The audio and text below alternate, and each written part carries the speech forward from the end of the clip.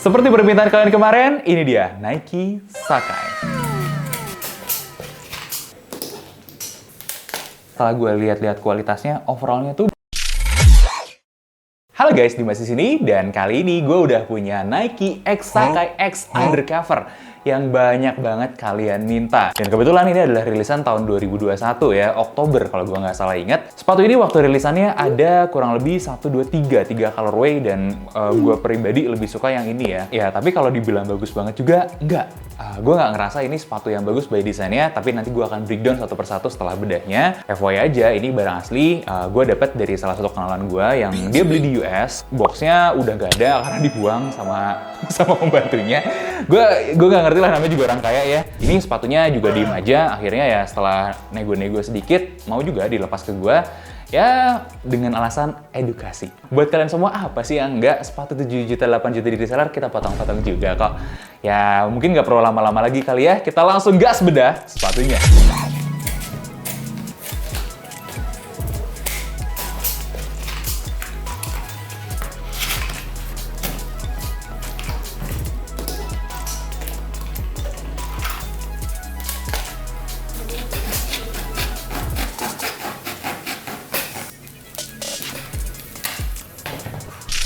Dan ini dia Nike X Sacai X Undercover.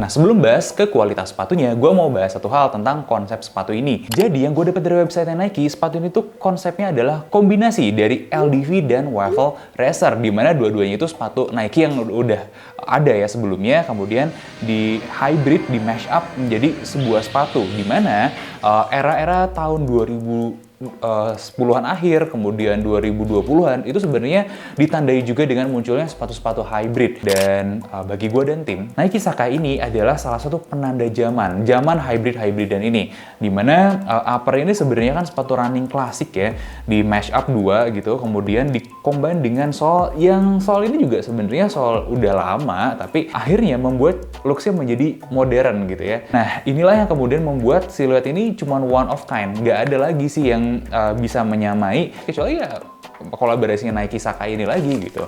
Terus Jun Takahashinya sebagai desainer undercover. Ini adalah estetika hybrid dan keunikannya orang Jepang. Gak tau kenapa, sense mereka tuh sangat-sangat luar biasa sekali dan itu tercermin sebenarnya di sepatu ini. Nah, tapi apakah semuanya sebagus konsep itu? Inilah yang akan kita bahas satu persatu. Mulai dari segi uppernya ya, gue akan mulai dari lidah dulu. Jadi ini adalah konsep yang menurut gue sangat-sangat, gue bahkan gak nyampe gitu.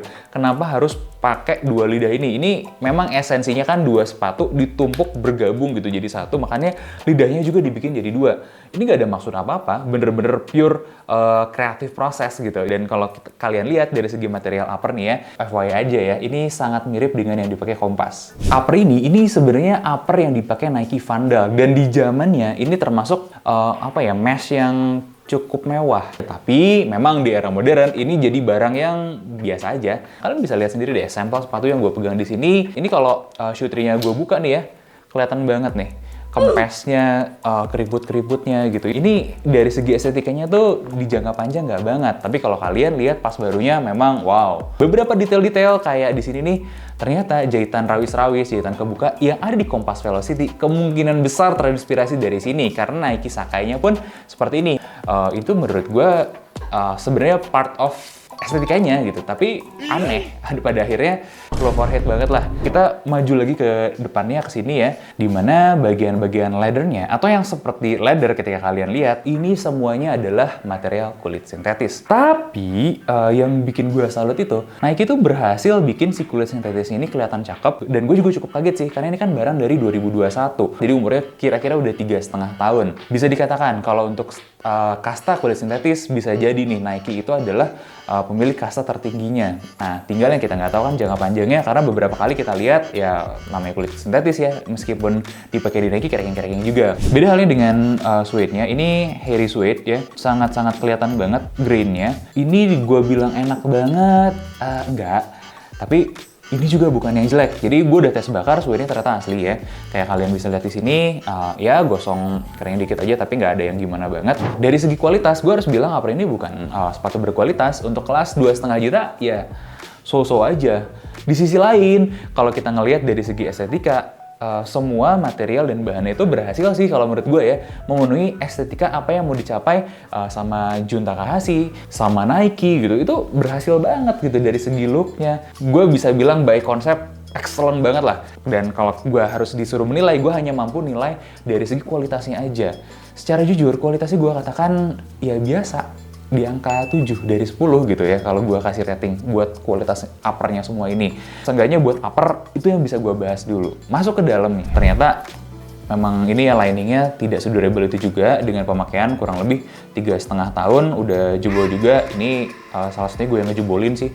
Kenapa? Karena fitting sepatunya nggak terlalu enak. Nanti gue jelasin di fitting ya. Cuman harus gue akuin bahan bahan liningnya ini termasuk enak sih dipegangnya. Ini kalau kalian mau dapet gambaran kayak gimana, ingat MB327 ini material yang sama. Feel-nya enak banget, feel adem juga berasa di material ini. Meskipun ya ini bukan katun asli ya, ini pasti sintetis, tapi somehow bisa dibikin dengan adem. Kalau mau lihat dalaman ininya, ya mereka empuk karena pakai busa. Nike itu ternyata pakai busa kayak gini juga. Satu yang pengen gue highlight, jadi waktu gue dapet sepatu ini tuh belakangnya udah ketuk-ketuk. Ini gue udah yakin banget pasti dalamnya udah hancur deh.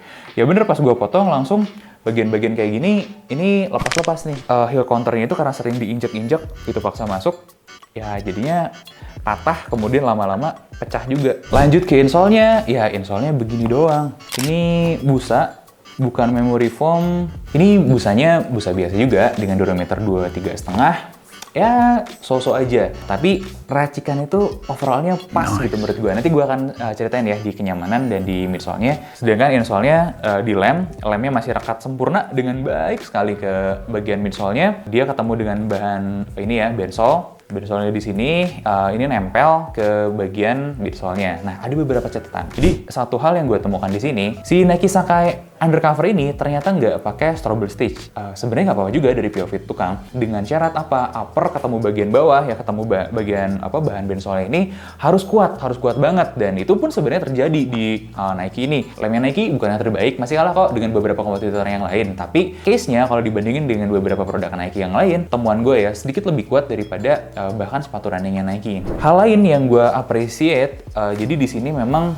udah digurat-gurat gitu ya di bensole-nya. Ini untuk ngebantu pergerakan kitanya biar lebih fleksibel. Tapi memang kelihatan dan kerasa banget sih.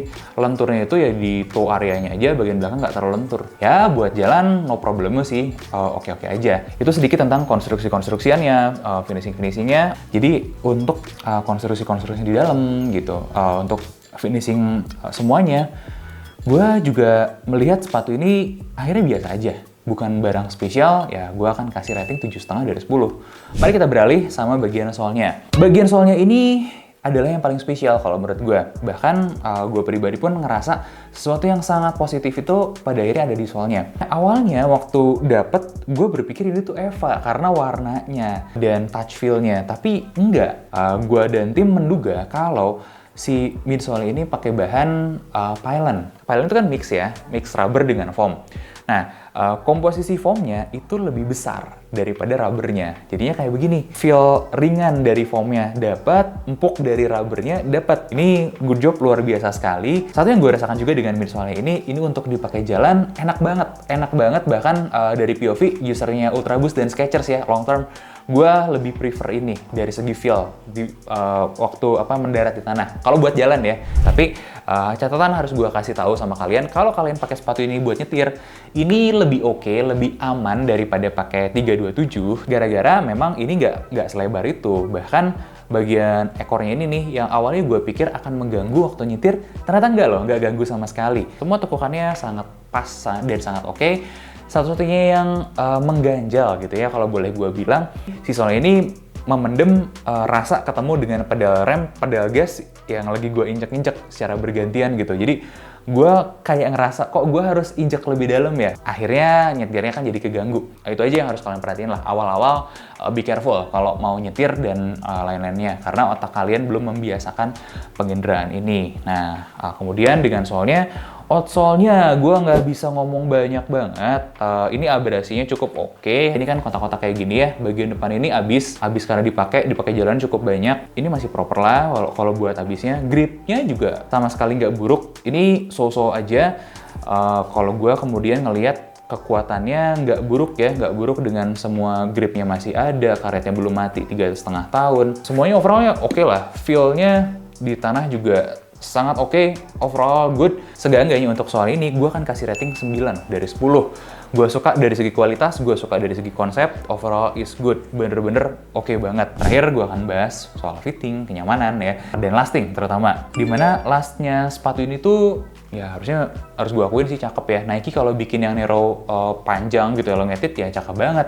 Bentuknya itu bikin kaki kalian kelihatan memanjang banget. Tapi fittingnya tidak ramah dengan kaki Asia. Kenapa? Karena ini bener-bener panjang banget. Ya jempol lah ya, jempol tuh kurang lebih adanya di sini. Jadi ruangnya sebenarnya masih banyak banget kalau buat kaki Asia. Jadinya ini memang lebih akomodatif buat kaki-kaki orang bule yang jari kakinya memang panjang-panjang. Plus kaki orang Asia itu kan biasanya lebar. Jadi di sini dan di sini pinggir-pinggir ini kalian bakal lumayan ketekan.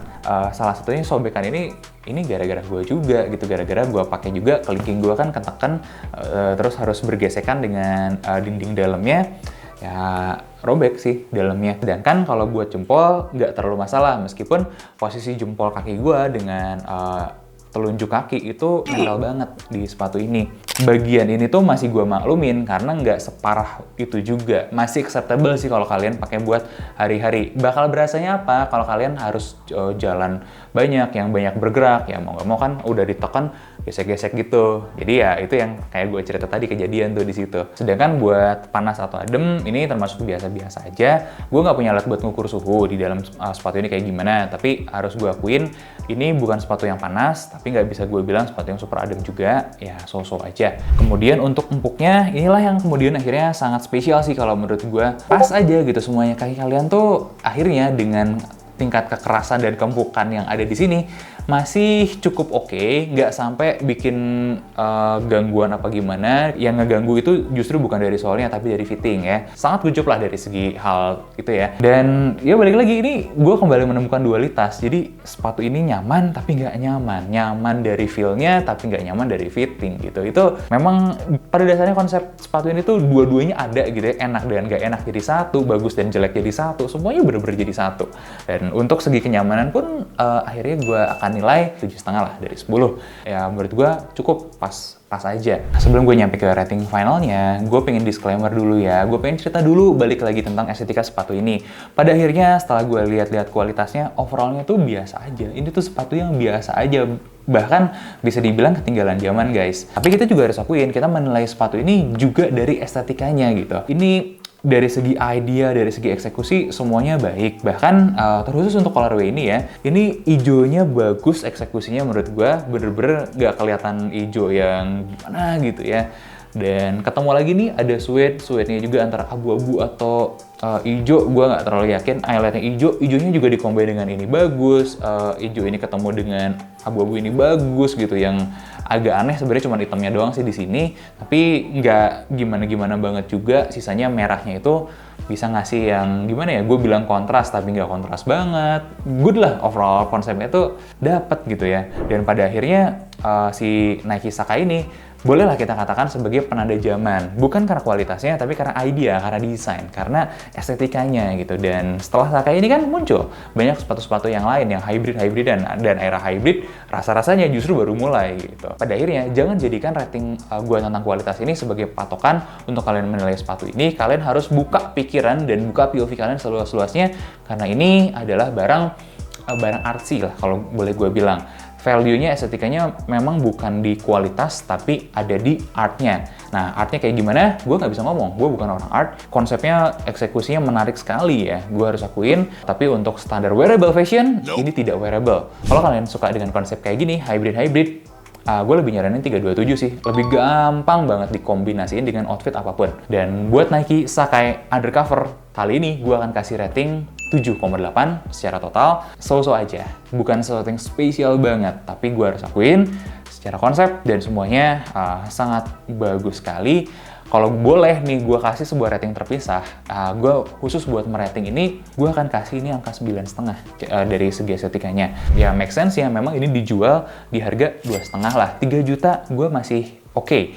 Karena ya ngelihat sebagai bukan item fashion yang wearable, tapi memang sebagai suatu piece of art-nya, by konsepnya. Meskipun ya kalau kalian udah punya lama, nasibnya kayak begini juga. Ini kondisinya setelah 3,5 tahun, jelek-jelek juga. Karena kan dipakai kayak gitu. Itu sedikit review tentang Nike Sacai. Gue cukup happy sama sepatu ini. Tapi sekali lagi gue mendapatkan konfirmasi kalau bagi Nike, kualitas bukan segalanya. Itu sih kesimpulan yang gue dapat setelah lihat sepatu ini. Gimana pendapat kalian tentang sepatu ini? Boleh kalian tinggalin di kolom komentar. Gue Dimas undur diri. Jangan lupa like, komen, dan subscribe. Dan sampai ketemu di video sepatu selanjutnya.